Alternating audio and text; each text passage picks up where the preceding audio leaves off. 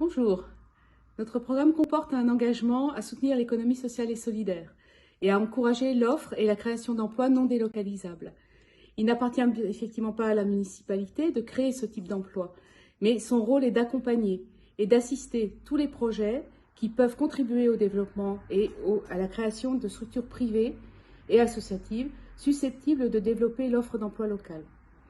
Il en est ainsi, par exemple, pour l'incitation des propriétaires à la rénovation énergétique, en ayant recours aux entreprises locales spécialisées dans ce domaine, et, si besoin, par l'intermédiaire du point info habitat de LTC, donc de l'agglomération, qui tient une permanence périodique en mairie pour développer les emplois dans le bâtiment. Un autre exemple, c'est la création ou l'adhésion à des groupements d'achat dans différents domaines tels que l'énergie, la mutuelle santé.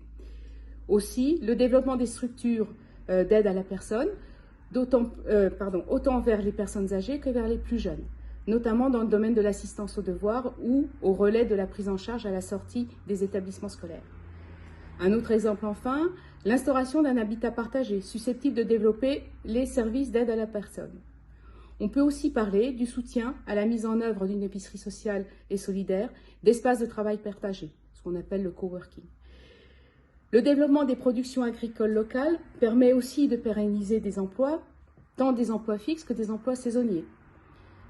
Il appartient alors à la mairie d'informer, d'accompagner les personnes sur tous les dispositifs d'aide existants et, si besoin, de favoriser la mise à disposition de locaux à des prix abordables.